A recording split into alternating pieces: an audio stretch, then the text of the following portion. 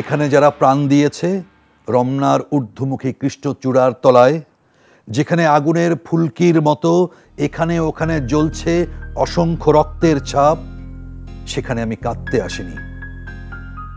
21 আমাদেরকে দিয়েছে দ্রোহের ভাষা। সেই ভাষা আমরা লালন করেছি একটি রাষ্ট্রকে অর্জন করার জন্য। প্রিয় দর্শক, আপনাদের সবাইকে আমন্ত্রণ জানাচ্ছি রিন পাওয়ার ব্রাইট নিবেদিত এনটিভির ভাষা আর বর্ণমালা নিয়ে প্রতিযোগিতার আসর রিন বর্ণমালার সাথে দেখার জন্য। আজ আমাদের এই প্রতিযোগিতার দ্বিতীয় রাউন্ডের চতুর্থ পর্ব। আপনাদের সাথে আছি বরাবরের মতো আমি আব্দুল্লাহ জাফর। আমার সাথে রয়েছেন 4 জন প্রতিযোগী এবং 2 জন অতিথি। আসুন শুরুতেই ভাষা শহীদদের প্রতি শ্রদ্ধা জানিয়ে পরিচিত হই আমাদের প্রতিযোগীদের সাথে। একটু তোমাদের পরিচয়টা বলো। Farhana Binte Jigar Farina, west little flower school and college. Yasin Rahat, Dhanmondi government girls high school. Aditi Sarkar, Udayan উচ্চ মাধ্যমিক বিদ্যালয়। Yasir Anaf Siddiqui, BAF Shaheen college, Dhaka. তোমাদেরকে আমন্ত্রণ জানাচ্ছি প্রতিযোগিতার দ্বিতীয় রাউন্ডে। আমরা পরিচিত হতে চাই আজকে যে অতিথিরা রয়েছেন তাদের সাথে। আমি সৌমিত্র শেখর, ঢাকা বিশ্ববিদ্যালয়ের বাংলা বিভাগের অধ্যাপক। মঞ্জুরুল হক, উপপরিচালক, আন্তর্জাতিক মাতৃভাষা ইনস্টিটিউট। আপনাদের দুজনকে ধন্যবাদ এবং স্বাগত জানাচ্ছি আমাদের অনুষ্ঠানে। আমরা প্রতিযোগিতায় যাওয়ার আগে আসুন একটু প্রতিযোগীদের সাথে অন্য কোনো কথা বলি। কেমন আছো তোমরা? ভালো। ভালো। ভালো, আচ্ছা একটু বলো তো, সেটা হচ্ছে স্কুলে বাংলা মিডিয়াম স্কুল বলো বা ইংরেজি মিডিয়াম স্কুল বলো, স্কুলগুলোতে এখন নিজেদের ভেতরে মানে তোমাদের সহপাঠীদের ভেতরে ইংরেজি ভাষায় কথা বলার একটা প্রবণতা দেখা যাচ্ছে। এটা কেন? হায়ার এডুকেশন, জব, এগুলোর কারণে। আচ্ছা, অনেকাংশে আমাদের যে সকল সামাজিক যোগাযোগ মাধ্যম আছে সেগুলো আমাদেরকে আসলে এই সকল অন্য ভাষার দিকে আকৃষ্ট করছে। কারণ আমরা যখন দেখতে পাই অন্য ভাষায় কথা বললে আমি একটু নিজেকে একটুখানি অন্য থেকে এগিয়ে রাখতে পারছি, এগিয়ে না আসলে আধুনিক, সেই জায়গা থেকে আসলে আমরা আধুনিক হিসেবে নিজেকে প্রকাশ করতে পারছি করার জায়গা থেকে। কিন্তু তোমাদের কাছে কি মনে হয় যে বাংলা তোমরা যতখানি জানো ভালোই জানো? না, অতটা মনে হয় না। অত মনে হয় না? না। তাহলে নিজের ভাষাটা ভালো করে রপ্ত করাটাও তো জরুরি। সেই ক্ষেত্রে কোনো বিবেচনা কাজ করে কি? বেশি বেশি গল্পের বই পড়া উচিত, এটা মনে হয়। পড়া উচিত। বন্ধু বান্ধবদের সাথে যখন ভাব বিনিময় করছো, আচ্ছা এমনটা কি হয় কখনো যে স্কুলে তোমার যখন তুমি যখন ইংরেজি ক্লাসে আছো তখন সবাই ইংরেজিতে কথা বলছে, শিক্ষকও ইংরেজিতে কথা বলছে, কিন্তু যখন তুমি বাংলা ক্লাসে আছো তখন সবাই বাংলা বলছে? হয় না, সেটা হয় না, মিশ্র ভাষা আসে। মিশ্র ভাষা আসে। শিক্ষকরা কোনো নির্দেশনা দেন কি এই ব্যাপারে? কিছু কিছু শিক্ষক দেন, বলেন যে তোমরা বাংলা শুদ্ধ বাংলায় কথা বলো। কিছু কিছু শিক্ষকের কিছু যায় আসে না। স্কুলের ভেতরে কোনো নির্দেশনা আছে এরকম? না, তেমন স্কুলের এরকম কোনো না। নির্দেশনা নেই। ঠিক আছে, ধন্যবাদ তোমাদেরকে খুব সরল স্বীকারোক্তি দেওয়ার জন্য। আমরা শুরু করছি আমাদের প্রতিযোগিতা। প্রথমেই চলে যাচ্ছি সমার্থক শব্দের অংশে। প্রত্যেকের জন্য একটি করে শব্দ থাকবে। তোমাদেরকে সেই শব্দটির 5টি সমার্থক শব্দ বলতে হবে। যদি 5টি সঠিক হয় তাহলে 5 নম্বর পাবে, যদি এর চেয়ে কম হয় তাহলে কম নাম্বার পাবে। জবাব দিতে হবে 10 সেকেন্ড সময়ের মধ্যে। শুরু করছি সমার্থক শব্দ। আমরা শুরু করব ইয়াসির আনাফের কাছ থেকে। ইয়াসির, তোমার জন্য শব্দ চূড়া। উচ্চতা, উঁচু স্থান। তোমার সময় শেষ। তুমি বলেছো উচ্চতা, উঁচু স্থান। আমি কয়েকটা সমার্থক শব্দ বলি: পর্বত শিখর, শীর্ষ, শৃঙ্গ, মুকুট, ঝুটি, টিকি, শ্রেষ্ঠ, প্রধান, ভূষণ ইত্যাদি। চলে যাচ্ছি অদিতি সরকার, তোমার কাছে। তোমার জন্য শব্দ জল। পানি, বাড়ি, সলিল, পানীয়।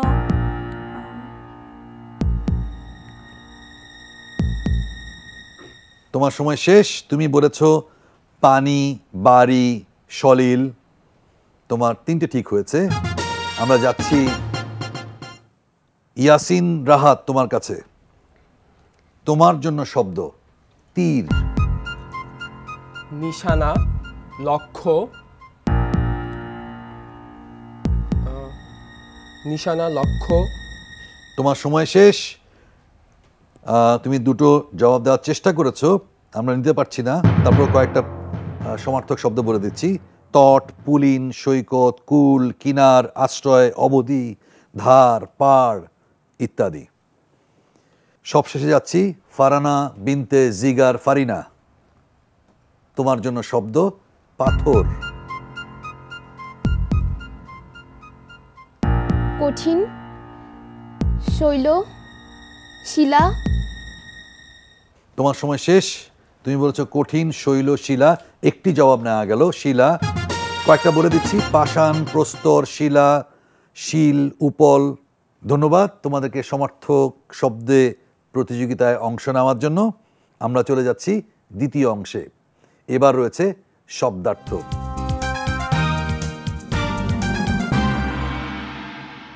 এটিও ইতিমধ্যে তোমাদের কাছে বেশ পরিচিত হয়ে গেছে, তারপরেও বলে দিচ্ছি নিয়মটা। তোমাদের প্রত্যেকের জন্য দুটি করে শব্দ থাকবে, এর শব্দার্থ বলতে হবে। যদি দুটির সঠিক শব্দার্থ বলতে পারো তাহলে 6 নম্বর পাবে, যদি একটি সঠিক বলো তাহলে 3 নম্বর পাবে। ভুল বললে বা না বলতে পারলে কোনো নাম্বার কাটা যাবে না, জবাব দিতে হবে 10 সেকেন্ডের মধ্যে। প্রথমে যাচ্ছি ফারহানা বিনতে জিগার ফারিনা, তোমার কাছে। লহরী শব্দের অর্থ বলো। উৎসব। তোমার দ্বিতীয় শব্দ উখরানো। ওঠানো। উখরানো হচ্ছে সমূলে উৎপাটন করা, আর লহরী হচ্ছে তরঙ্গ, ঢেউ, উর্মি। আমরা চলে যাচ্ছি ইয়াসিন রাহাত, তোমার কাছে। অগ্রমহিষী শব্দের অর্থ বলো। সর্বপ্রধান। তুঙ্গ শব্দের অর্থ বলো। সর্বোচ্চ। তোমার সময়সীমা শেষ। সর্বোচ্চ কাছাকাছি গেছিলে, শৃঙ্গ শেষ সীমা। আর অগ্রমহিষী হচ্ছে পাটরানী। আমরা চলে যাচ্ছি অদিতি সরকারের কাছে। অদিতি, তোমার জন্য শব্দ করক।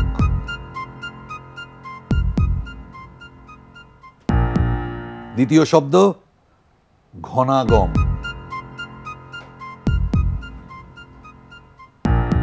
শেষ সময় ঘনাগম, বর্ষাকাল, মেঘের আগমন, করক, সামুদ্রিক লবণ, কড়কচ লবণ। চতুর্থ প্রতিযোগী ইয়াসির আনাফ সিদ্দিকী, তোমার কাছে। তোমার জন্য শব্দ গোরা। শেখ গোরা। বা ধবল।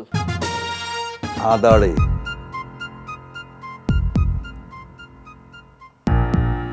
আদাড়ে হচ্ছে বন জঙ্গল জাত, বুনো। আর তোমার প্রথমটার জবাব ঠিক হয়েছে, গোরা ফর্সা শ্বেতাঙ্গ। তোমার একটি জবাব নেওয়া গেল। যাই হোক, তোমরা সচেষ্ট ছিলে, সক্রিয় ছিলে, সেজন্য তোমাদেরকে ধন্যবাদ জানাচ্ছি। আমরা একটা বিরতিতে যাব। বিরতির পর তোমাদেরকে কিছু ফলাফল জানিয়ে দেব, অর্থাৎ তোমরা এখন কে কোন পর্যায়ে রয়েছো। তোমাদের ফলাফলগুলো জানিয়ে দিচ্ছি। ইয়াসির আনাফ সিদ্দিকী, তোমার এই মুহূর্ত পর্যন্ত অর্জন হচ্ছে 3।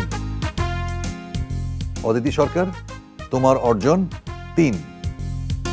ইয়াসিন রাহাত, তুমি এখনো নম্বরের খাতা খুলতে পারোনি। ফারহানা বিনতে জিগার ফারিনা, তোমার অর্জন 1। তোমাদেরকে অভিনন্দন। ধীরে ধীরে যাচ্ছ সামনের দিকে। আমরা আশাবাদী। তোমরা কি আশাবাদী না? হবে হবে। আমরা প্রতিযোগিতায় ফিরবো, তার আগে আমাদের এখানে 2 জন অতিথি আছেন। আমরা পর্যায়ক্রমে তাদের সাথে একটু কথা বলতে চাই। প্রথমেই আমি একটু কথা বলবো মঞ্জুরুল হক, উপপরিচালক, আন্তর্জাতিক মাতৃভাষা ইনস্টিটিউট।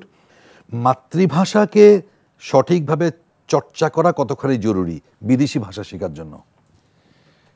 মানে একটা পৃষ্ঠা যা হয়ে আপনাকে যদি দিই, বাংলায় লেখা, মানে মাতৃভাষায় লেখা সবার, সেটা পড়ে একবার পড়ে একজন ছাত্র কিছু না কিছু লিখতেই পারবে। একটা প্রশ্নের উত্তর শুধুমাত্র একবার পড়েও সে কিছু না কিছু লিখতেই পারবে।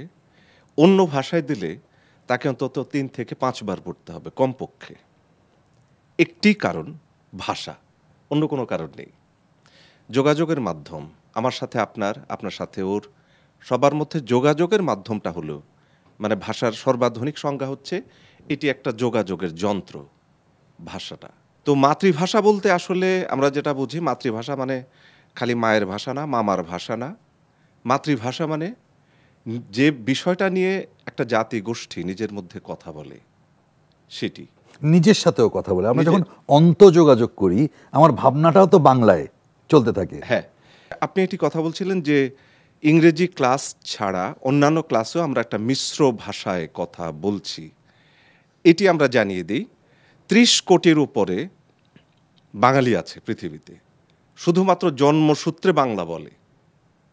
এবং আমরা অন্যান্য বিধান বাদ দিলেও বাংলা ভাষার মাতৃভাষা হিসেবে চতুর্থ অবস্থানে সারা পৃথিবীতে।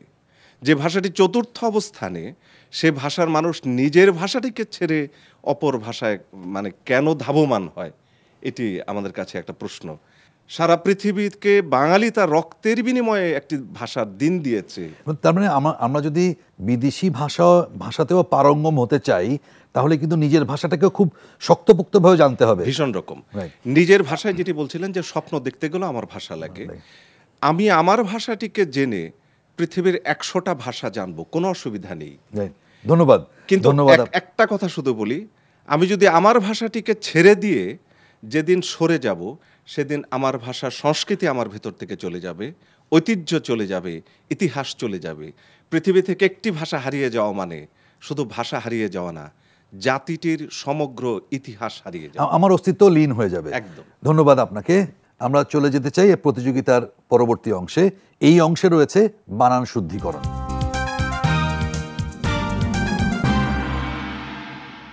তোমাদের সামনে যে মনিটর বা পর্দা রয়েছে সেখানে 3টে শব্দ আসবে, তোমাদেরকে খুঁজে বের করতে হবে কোন শব্দের বানানটি ভুল। সময় 10 সেকেন্ড। যদি সঠিক উত্তর দাও তাহলে 5 পাবে, কিন্তু যদি ভুল উত্তর দাও বা বলতে না পারো তাহলে কোনো নাম্বার কাটা যাবে না। সুতরাং সাহসী হও, সেটাই প্রত্যাশা করছি। চলে যাচ্ছি প্রথমেই ফারানা বিনতে জিগার ফারিনা, তোমার কাছে। তুমি তোমার মনিটর দেখো, ক খ গ কোন বানানটি ভুল?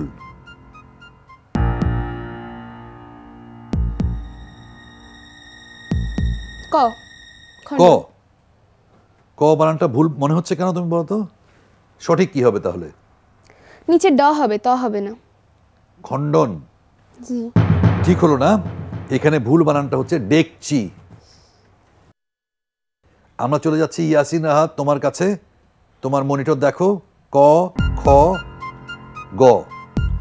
অপশন গ, গ খাস জমি হবে, দন্তেশ্ব হবে। খাস জমি হবে, দন্তাস্ব হবে। ধন্যবাদ, তোমার জবাব সঠিক হয়েছে। আমরা যাচ্ছি তৃতীয় প্রতিযোগীর কাছে, অদিতি সরকার। তোমার মনিটর দেখো, ক খ গ। ক ভুল। ক ভুল, কি হবে? গান্ধী পোকা। যুক্ত বর্ণ যেটা নয় ধয় রস্বইকার হবে। রস্বইকার হবে।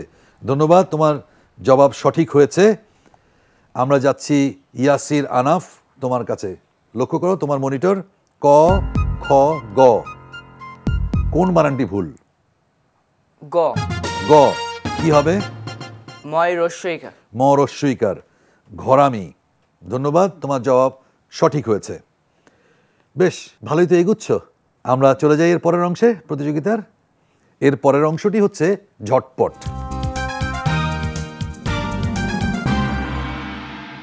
4টি প্রশ্ন থাকবে, প্রত্যেকের জন্য ঝটপট জবাব দিতে হবে। সঠিক জবাব দিলে প্রতিটি প্রশ্নের জন্য 1 করে পাবে, অর্থাৎ 4টির সঠিক জবাব হলে 4 পাবে। ভুল উত্তরের জন্য বা উত্তর দিতে না পারলে কোনো নাম্বার কাটা যাবে না। আবারও সুযোগ আসছে তোমাদের সামনে। ইয়াসির আনাফ, এক কথায় প্রকাশ করো, মৃতকে পুনরুজ্জীবিত করে যা।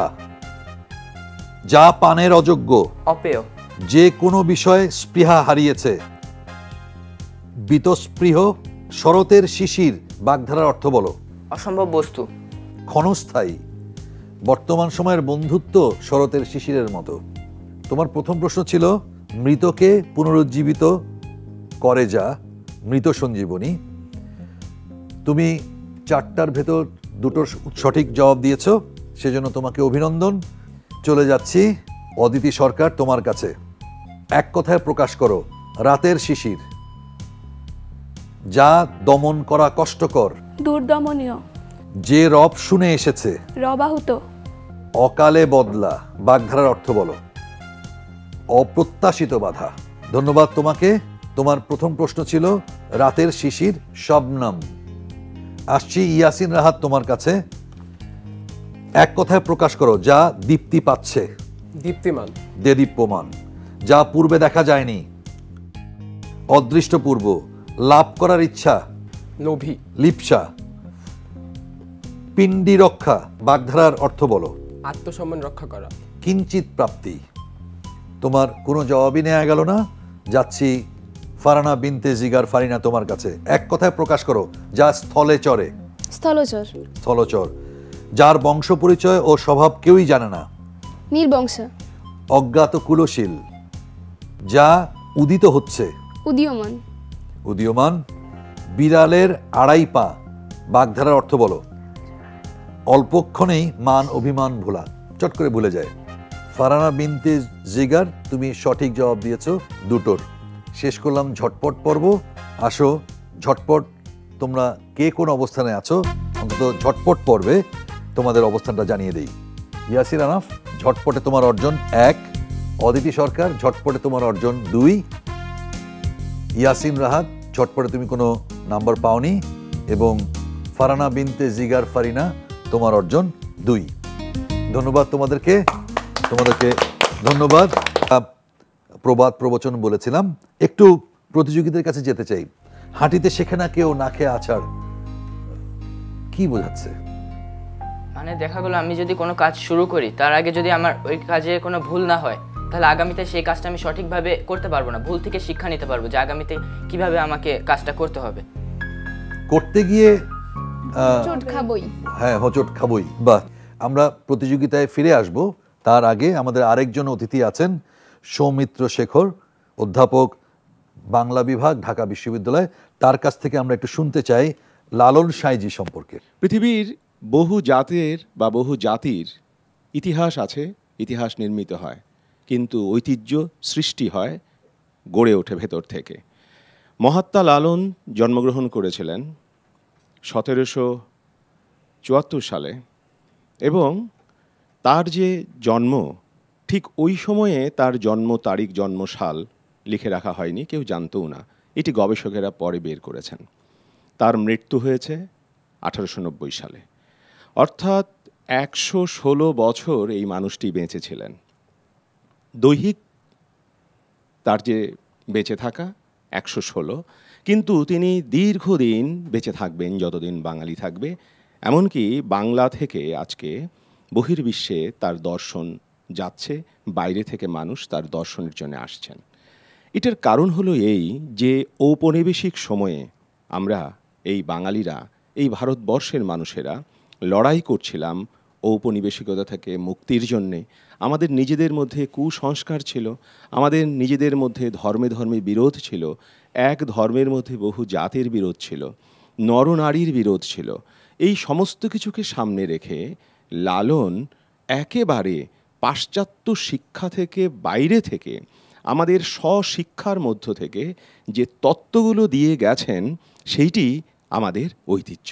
এবং তার মধ্য থেকেই কিন্তু আমরা খুঁজে পাই যে নর এবং নারী বাইরে থেকে ভিন্ন হলেও তারা মানুষ।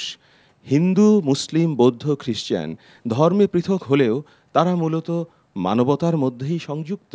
লালনের সবচাইতে গুরুত্বপূর্ণ যে দর্শন, যেটি আর সব দার্শনিক থেকে ভিন্ন, সেটি হলো লালন আত্মার অনুসন্ধান করেছেন। ধন্যবাদ আপনাকে সুন্দর চমৎকার একটি ব্যাখ্যা দেওয়ার জন্য। লালন সাঁইজির নাম শুনেছো? গান শুনেছো? কেমন লাগে শুনতে? ভালো। যাই হোক, তোমাদের আগ্রহের জন্য তোমাদেরকে ধন্যবাদ। চলে যাচ্ছি আমাদের প্রতিযোগিতায় আবারও। প্রতিযোগিতার এই অংশে রয়েছে বুদ্ধির খেলা। বুদ্ধির খেলার 2টি অংশ। প্রথম অংশে রয়েছে শব্দজট, দ্বিতীয় অংশে রয়েছে ধাঁধা। আমরা প্রথম অংশে যাচ্ছি।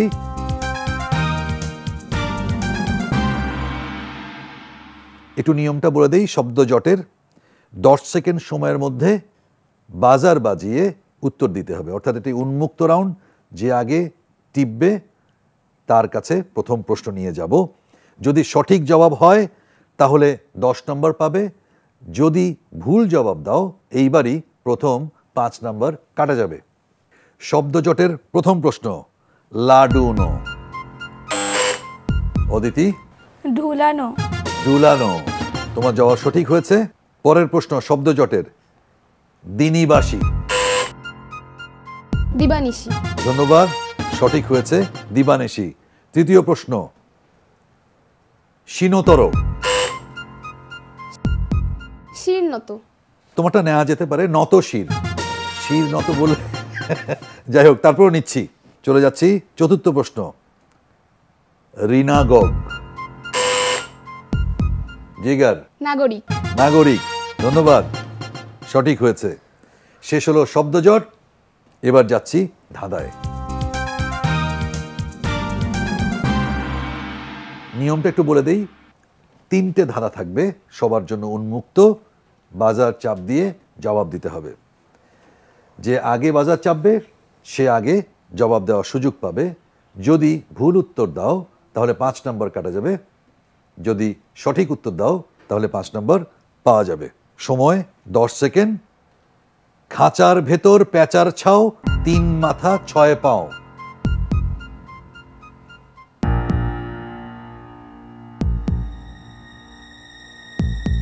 সময় শেষ, কোনো বাজার শুনলাম না। দ্বিতীয় ধারা, জলে জলে জীবন কাটে, নদী নালা পুকুর ঘাটে।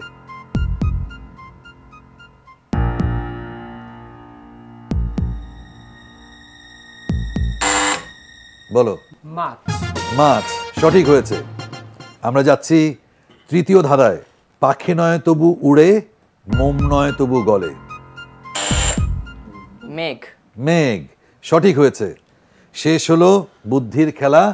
সবাই খুব সচেষ্ট ছিলে, তীব্র প্রতিযোগিতা হয়েছে। জানিয়ে দিচ্ছি তোমাদের মোট অর্জনগুলো। ইয়াসির আনাফ সিদ্দিকী, তোমার সর্বমোট অর্জন 14। অভিনন্দন তোমাকে। অদিতি সরকার, তোমার সর্বমোট অর্জন 20 নম্বর, তোমাকেও অভিনন্দন। ইয়াসিন রাহাত, তোমার সর্বমোট অর্জন 10, তোমাকেও অভিনন্দন। ফারহানা বিনতে জিগার ফারিনা, এই পর্বে তুমি সবচেয়ে বেশি নাম্বার পেয়েছো, তোমার সর্বোচ্চ অর্জন হচ্ছে 33। ফারহানা বিনতে জিগার ফারিনা, তুমি সর্বোচ্চ 33 নাম্বার পেয়ে পরবর্তী রাউন্ডে যাচ্ছ। এবং অদিতি সরকার, তুমিও দ্বিতীয় সর্বোচ্চ নাম্বার পেয়ে পরের রাউন্ডে যাচ্ছ, তোমাকে অভিনন্দন। ইয়াসিন রাহাত এবং ইয়াসির আনাফ, তোমাদেরকে অভিনন্দন জানাচ্ছি। তোমরা সক্রিয় ছিলে, তোমরা বেশ ভালো করেছো। যদিও দ্বিতীয় রাউন্ডে ওঠা যায়নি, তারপর তোমাদের উত্তরোত্তর ব্যক্তিগত জীবনে সাফল্য কামনা করছি। তোমাদেরকে অভিনন্দন। প্রিয় দর্শক, শেষ করছি আজকের পর্ব। আশা করি আপনারা আগামীকালও আমাদের সাথে থাকবেন, আমাদের প্রতিযোগীদেরকে উৎসাহিত করবেন। সবাই ভালো থাকবেন, সুস্থ থাকবেন।